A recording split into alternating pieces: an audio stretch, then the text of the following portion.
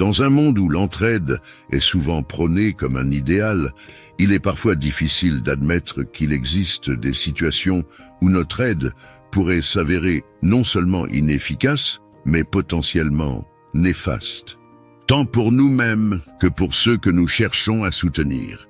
Le stoïcisme, une philosophie ancienne, axée sur la sagesse, la maîtrise de soi et la compréhension profonde de nos limites et de celles des autres, offre une perspective éclairante sur ce sujet délicat. Dans cette vidéo, nous plongerons au cœur de la sagesse stoïcienne pour explorer les 10 types de personnes qu'il serait sage de ne pas aider. Cette idée peut paraître contre-intuitive, voire controversée, dans une société qui valorise l'altruisme sans limite. Cependant, à travers les enseignements de figures emblématiques du stoïcisme, telles qu'Épictète, Marc Aurèle et Sénèque, nous découvrirons que l'aide que nous apportons aux autres doit être mesurée, réfléchie et, surtout, alignée sur les principes de bienveillance et de croissance mutuelle. Le stoïcisme nous enseigne l'importance de reconnaître nos propres limites et celles des autres, nous incitant à agir avec discernement et prudence dans nos interactions. En identifiant les situations où notre intervention pourrait être mal placée ou contre-productive, nous apprenons à exercer notre jugement avec sagesse et à respecter le parcours individuel de chacun vers l'autonomie et la résilience. Cette vidéo n'est pas une invitation à l'indifférence ou au retrait, mais plutôt un appel à pratiquer une forme d'aide consciente et éclairée, fondée sur la compréhension que certaines personnes peuvent avoir besoin de traverser leurs propres épreuves pour grandir. En explorant les 10 types de personnes à ne pas aider selon le stoïcisme, nous ouvrirons une discussion sur la manière dont nous pouvons véritablement soutenir les autres, tout en respectant les limites nécessaires à leur développement personnel et au nôtre. Si vous êtes prêt à explorer cette dimension, souvent négligée de l'entraide, et à découvrir comment les enseignements millénaires du stoïcisme peuvent éclairer nos choix et nos actions dans le monde contemporain, abonnez-vous à notre chaîne. Ensemble, nous apprendrons à naviguer dans les complexités de l'existence humaine avec sagesse, compassion et discernement, en suivant les principes du stoïcisme pour une vie plus équilibrée et harmonieuse. La vidéo met en lumière la nécessité de discerner qui mérite notre aide en s'appuyant sur la sagesse stoïcienne. L'identification de ces types de personnes et la manière de les éviter nous permettent de cultiver un cercle de vie plus sain, en se concentrant sur des interactions constructives et en évitant les situations potentiellement nuisibles ou énergivores. Voici des chapitres proposés pour cette vidéo, incluant les signes à observer et les conseils pour éviter d'aider ces individus, tout en œuvrant à améliorer son entourage. 1. Les éternels insatisfaits. Ils se plaignent constamment, rejettent toute solution proposée. Limitez votre exposition à leurs plaintes et encouragez-les à trouver des solutions par eux-mêmes. 2. Les égoïstes. Ils se concentrent exclusivement sur leurs propres besoins et désirs, sans considération pour les autres. Favorisez des relations réciproques et équilibrées, où le donner et le recevoir sont mutuels. 3. Ceux qui résistent au changement. Ils refusent d'adopter de nouvelles méthodes ou d'apprendre de nouvelles compétences, même face à des preuves évidentes de leur efficacité. Montrez l'exemple en adoptant vous-même le changement et en valorisant l'apprentissage continu. 4. Les opportunistes. Les opportunistes sont des individus que l'on peut rencontrer dans divers aspects de notre vie quotidienne. Ils sont caractérisés par leur tendance à chercher à bénéficier de la générosité et de la bonté d'autrui, souvent sans l'intention de rendre l'appareil. Ces personnes ont un sens aigu de la détection des moments où elles peuvent tirer avantage d'une situation, se nourrissant de la volonté d'aider des autres, tout en évitant de contribuer de manière significative elles-mêmes. Leur approche peut être subtile, se manifestant par des demandes d'aide répétées, qui semblent innocentes au premier abord, mais qui révèlent un schéma d'exploitation à long terme. Pour identifier les opportunistes, il est essentiel de prêter attention à certains signes révélateurs. Par exemple, ils peuvent souvent minimiser leurs propres capacités ou ressources pour inciter les autres à leur offrir leur aide. Ils peuvent aussi constamment valoriser ce qu'ils reçoivent des autres, sans jamais mentionner ce qu'ils sont prêts à donner en retour. Une autre caractéristique est leur tendance à disparaître ou à se montrer moins disponibles lorsqu'il s'agit de rendre service ou d'aider quelqu'un d'autre. Ces comportements, lorsqu'ils sont observés de manière récurrente, sont de bons indicateurs de la présence d'un opportuniste. Pour éviter de tomber dans le piège des opportunistes, il est crucial d'apprendre à dire non. Cela requiert de développer une forte compréhension de ses propres limites et une capacité à reconnaître les situations où notre générosité est susceptible d'être exploitée. Il est également important de poser des questions sur les contributions passées et futures de la personne qui demande de l'aide, pour évaluer si la relation est réellement réciproque. Établir des limites claires et communiquer ouvertement sur ce que l'on est prêt à offrir et ce que l'on attend en retour peut également dissuader les opportunistes de profiter de notre générosité. Les stoïciens, avec leur accent sur la vertu et le développement personnel, offrent une perspective enrichissante sur la manière de gérer les opportunistes. Selon eux, il est essentiel de pratiquer le discernement dans nos interactions avec les autres, en veillant à ce que nos actions soient guidées par la raison et non par des émotions impulsives. Les stoïciens enseignent l'importance de la bienveillance et de l'aide mutuelle, mais également de la sagesse pour reconnaître quand nos efforts pour aider ne servent qu'à encourager une dépendance unilatérale. Ils nous encouragent à considérer l'intention derrière nos actes de générosité et à nous demander si nous favorisons réellement le bien-être commun, ou si nous permettons simplement à d'autres d'abuser de notre bonté. En somme, faire face aux opportunistes avec sagesse implique de reconnaître leur présence, d'apprendre à établir des frontières saines et de cultiver une générosité éclairée qui cherche non seulement à aider les autres, mais aussi à promouvoir un équilibre et une réciprocité dans nos relations. Les enseignements stoïciens, avec leur accent sur le discernement et l'autonomie personnelle, peuvent nous guider dans la navigation de ces situations complexes, nous permettant de maintenir notre intégrité tout en contribuant positivement à la communauté qui nous entoure. FIV, les victimes perpétuelles. Ils blâment toujours les autres ou les circonstances pour leurs propres échecs ou difficultés. Encouragez l'autonomie et la responsabilité personnelle, sans vous laisser entraîner dans leur victimisation. 6. Les pessimistes. Les pessimistes, souvent marqués par une vision systématiquement négative du monde, voient le verre à moitié vide plutôt qu'à moitié plein. Cette tendance à souligner les aspects négatifs des situations, sans entrevoir d'espoir ou de possibilité d'amélioration, peut avoir un impact considérable non seulement sur leur propre bien-être, mais également sur celui de leur entourage. Leur présence peut insuffler une atmosphère de découragement et d'amertume, rendant les interactions sociales moins enrichissantes et plus éprouvantes.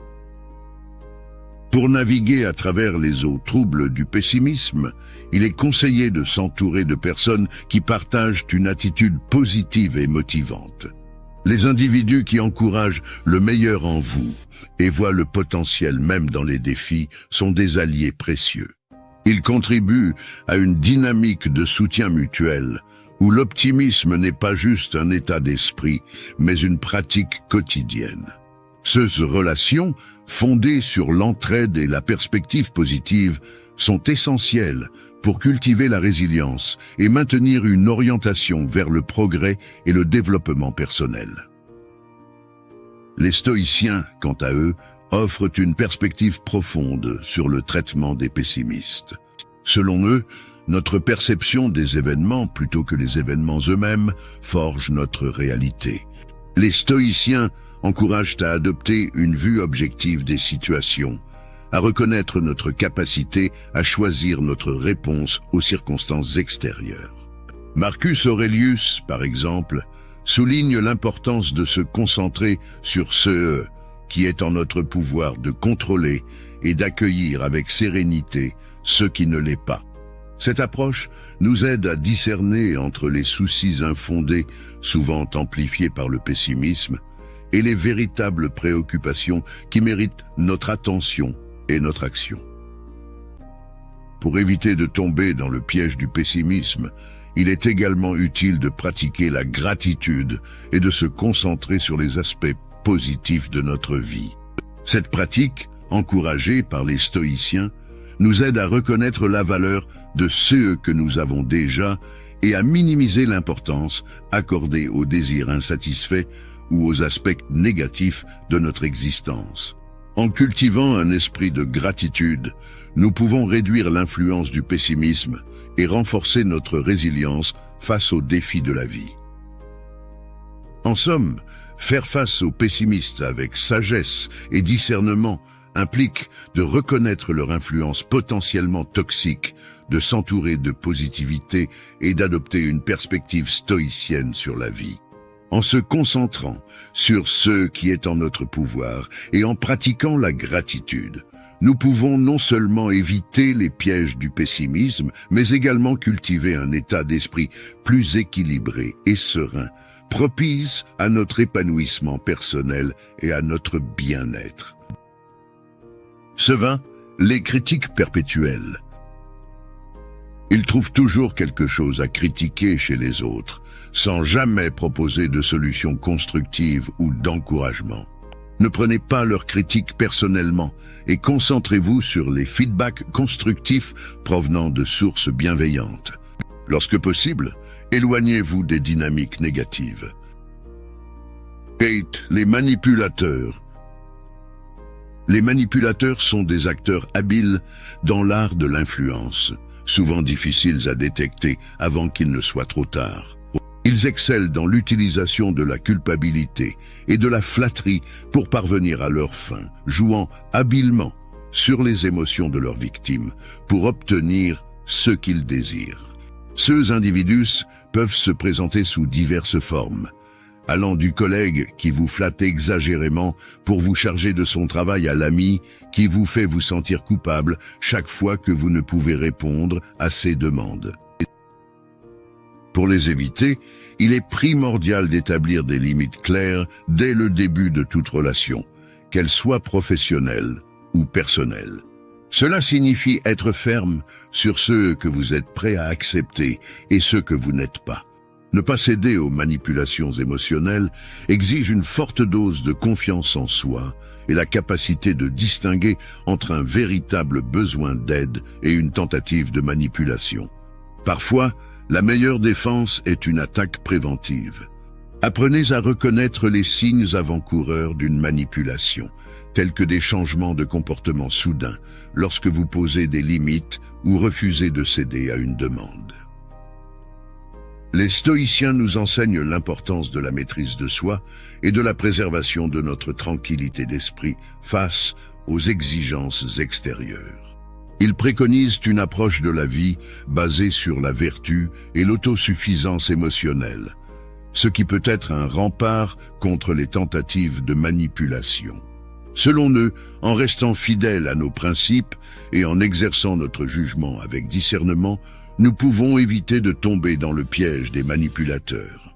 Ils soulignent l'importance de ne pas laisser nos émotions dicter nos actions, en particulier lorsque nous sommes confrontés à des tentatives de manipulation évidentes. L'un des moyens les plus efficaces de contrer la manipulation est de pratiquer l'assertivité, exprimer clairement et sans embâge vos pensées et sentiments, sans agressivité ni passivité. Cela implique de reconnaître vos propres besoins et de les défendre résolument. En adoptant une posture assertive, vous communiquez aux manipulateurs potentiels que vous n'êtes pas une cible facile, renforçant ainsi votre résistance à leurs tactiques. Enfin, entourez-vous de personnes authentiques et bienveillantes est un autre conseil stoïcien précieux pour éviter les manipulateurs. Les stoïciens valorisent les relations basées sur le respect mutuel et l'entraide véritable, où chaque partie cherche à promouvoir le bien-être de l'autre, sans arrière-pensée. En cultivant de telles relations et en s'efforçant de vivre une vie conforme aux valeurs stoïciennes de sagesse, courage, justice et tempérance, on peut se prémunir contre les influences néfastes des manipulateurs et mener une vie plus épanouie et harmonieuse. Nin. Les indécis chroniques. Les indécis chroniques se caractérisent par une incapacité persistante à prendre des décisions, même les plus élémentaires, ce qui peut générer des retards et une inefficacité tant dans leur vie personnelle que professionnelle. Ce comportement peut résulter d'une peur profonde de l'échec ou d'une anxiété excessive concernant les conséquences potentielles de leur choix. Face à une décision, les indécis chroniques peuvent passer un temps excessif à peser le pour et le contre, souvent sans parvenir à une conclusion satisfaisante. Cette hésitation permanente peut les amener à manquer des opportunités importantes ou à s'appuyer excessivement sur les autres pour prendre des décisions à leur place. Pour gérer les interactions avec les indécis chroniques, il est essentiel d'encourager l'autonomie.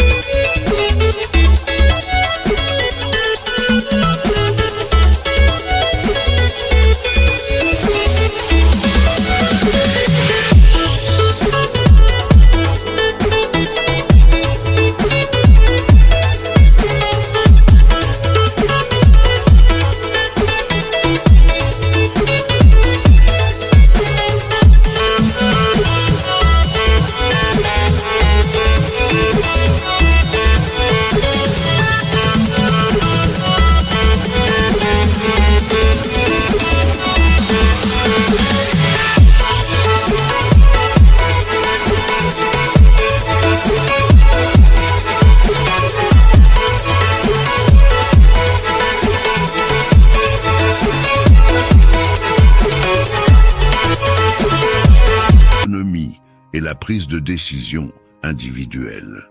Cela peut impliquer de les guider à travers le processus décisionnel en posant des questions qui les aident à clarifier leurs propres valeurs et priorités, tout en résistant à la tentation de prendre des décisions à leur place. Il est également important de souligner l'importance de l'action et de leur rappeler que, dans de nombreux CA, prendre une décision imparfaite est préférable à l'inaction. Les stoïciens, avec leur approche pragmatique de la vie, nous incitent à rester conscients de notre environnement, à écouter les signaux subtils et à être prêts à agir lorsque l'occasion se présente. Face aux indécis chroniques, les stoïciens nous encourageraient à concentrer nos efforts sur notre propre réaction à leur indécision plutôt que de tenter de contrôler ou de changer leur comportement. Ils nous rappellent que chaque individu a la responsabilité de faire face aux conséquences de ses actions ou de son inaction, soulignant ainsi l'importance de l'auto-efficacité et de la prise de décision personnelle. Dans la pratique, cela signifie établir des limites claires avec les indécis chroniques, en leur faisant comprendre que bien que nous soyons disposés à les soutenir et à les conseiller, la responsabilité finale de prendre des décisions leur appartient. Il s'agit de les encourager à accepter l'incertitude inhérente à chaque décision et à reconnaître que l'échec, loin d'être une fatalité, est une étape essentielle de l'apprentissage et du développement personnel. En résumé, face aux indécis chroniques, les enseignements stoïciens nous incitent à promouvoir l'autonomie, à établir des limites saines et à accepter que nous ne pouvons pas prendre les décisions à leur place. En encourageant les indécis à embrasser l'incertitude et à voir l'action comme une opportunité de croissance, nous les aidons à devenir plus résilients et confiants dans leur capacité à naviguer dans la complexité de la vie. Les dépendants chroniques. Les dépendants chroniques se disent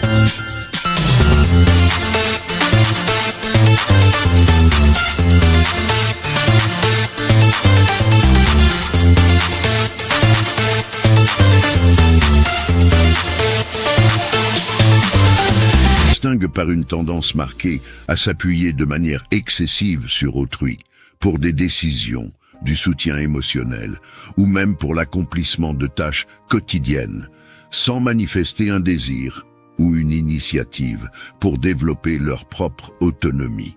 Cette dépendance peut se manifester dans divers contextes, que ce soit dans les relations personnelles, professionnelles ou autres aspects de la vie quotidienne.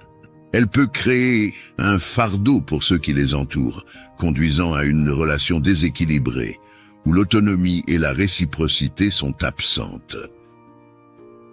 Pour faire face à cette situation, il est crucial d'encourager l'indépendance des dépendants chroniques, en leur fournissant des ressources et des conseils qui peuvent les aider à acquérir les compétences nécessaires pour gérer leurs propres affaires.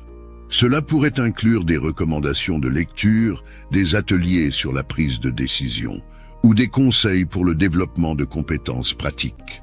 Il est important toutefois de ne pas se substituer à eux dans l'accomplissement de leurs tâches, mais plutôt de les guider vers la voie de l'autonomie.